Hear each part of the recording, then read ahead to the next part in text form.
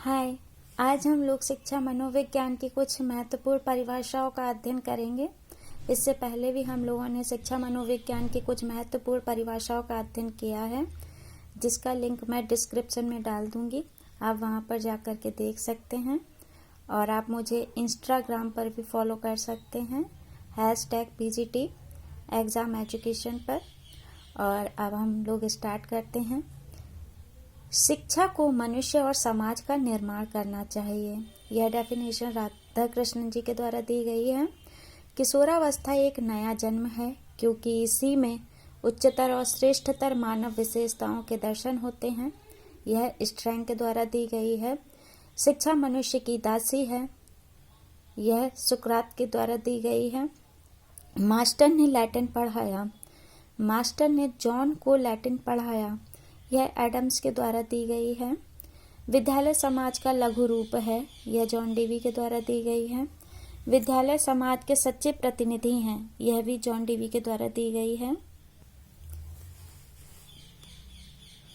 हमारे विद्यालय लोकतंत्र के जीवित उदाहरण होने चाहिए। यह किलपैट्रिक के द्वारा दी गई है। शिक्षा के अपने कोई उद्देश्य नहीं होते हैं, उद्देश्य व्यक्तियों के होते हैं। यह डीवी के द्वारा दी गई है। मनुष्य एक सामाजिक प्राणी है। यह अरस्तु के द्वारा दी गई है। स्कूल प्यार का घर है। यह पैथोलॉजी के द्वारा दी गई है। विद्यालय को समाज का वास्तविक प्रतिनिधि होना चाहिए। यह रस्क के द्वारा दी गई है। शिक्षा उस सन्निहित पूर्णता का प्रकाश है जो मनुष्य में पहले से ही विद्यमान है। यह विवेकानंद के द्वारा दी गई है। साक्षरता ना तो शिक्षा का अंत है न आरंभ। यह गांधी जी के द्वारा दी गई है। आगे हम लोग देखते हैं। बालक आत्मा को सबसे बड़ी वस्तु लेकर पैदा होता है। यह अरविंद के द्वारा दी गई है। जिसको पसंद किया जाए वही मूल्य है। ह्यूम के द्वारा दी गई है। जीवन ही शिक्षा है और शिक्षा ही जीवन है। यह लॉक के द्वारा दी गई है। चुंबक के समान शिक्षा में भी दो ध्रुवों का होना आवश्यक है। यह रॉस के द्वारा दी गई है। जो बालक और मनुष्य के शरीर, मन तथा आत्मा के रूपों का उत्कृष्ट एवं सर्वांगीण विकास करे। यह गांधी जी के द्वारा दी गई है। शिक्षा एक ऐसी प्रक्रिया है जो बालक की अंतः शक्तियों को बाहर लाती है। यह फ्रॉबेल के द्वारा दी गई है। शिक्षा व्यक्ति के जन्म से लेकर उसकी वृद्धावस्था तक के अधिगम अनुभवों का वर्णन एवं धारण ही शिक्षा मनोविज्ञान है। क्रो एवं क्रो के द्वारा दी गई है। माता पिता की शारीरिक एवं मानसिक विशेषताओं का संतानों में हस्तांतरण होना ही वंशानुक्रम है। B.N. झा के द्वारा दी गई है। जो बात पहले सीखी जा चुकी है उसे स्मरण रखना स्मृति है। यह वुडवर्थ के द्वारा दी गई है। सूझ वास्तविक स्थिति का आकस्मिक, निश्चित और तत्कालिक ज्ञान है। यह गुड के द्वारा दी गई है। आगे हम लोग देखते हैं।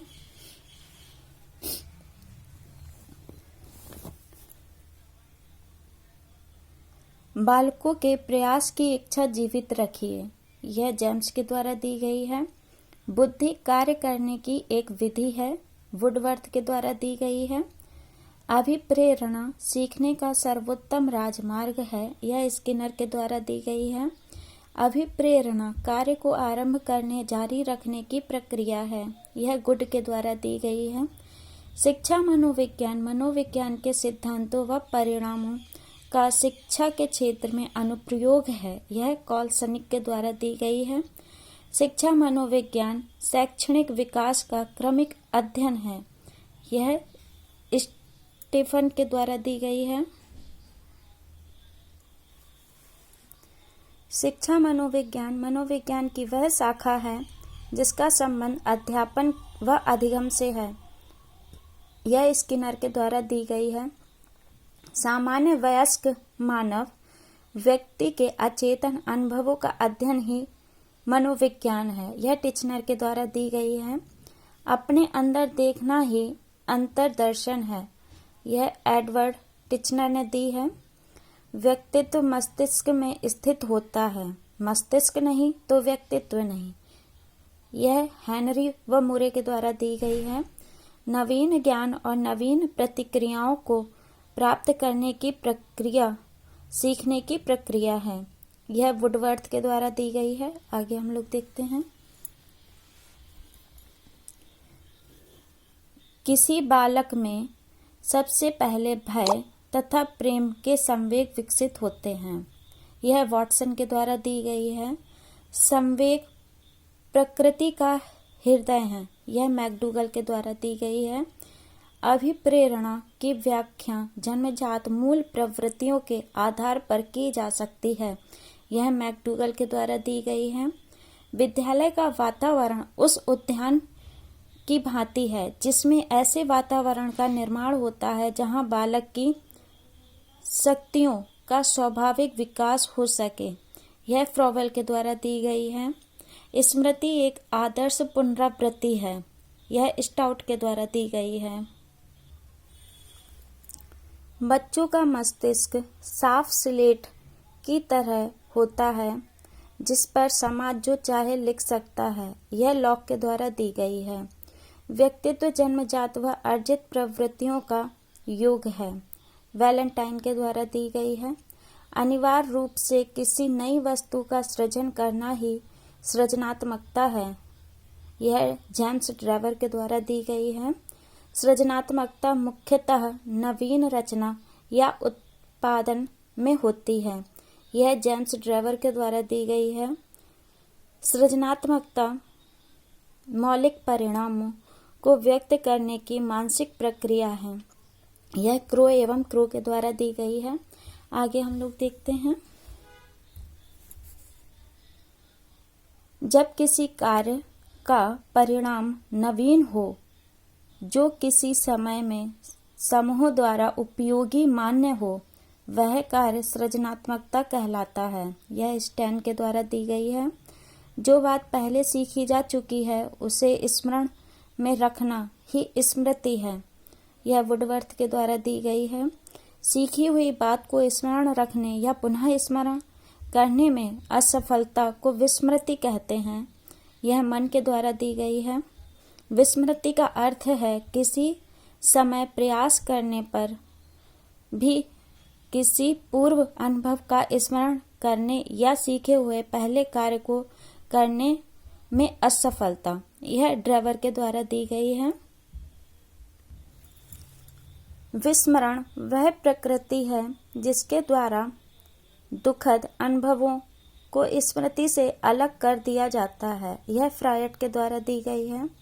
प्रत्यय किसी देखी हुई वस्तु की मानसिक प्रतिमा है। यह बैरिंग लैंगफील्ड के द्वारा दी गई है।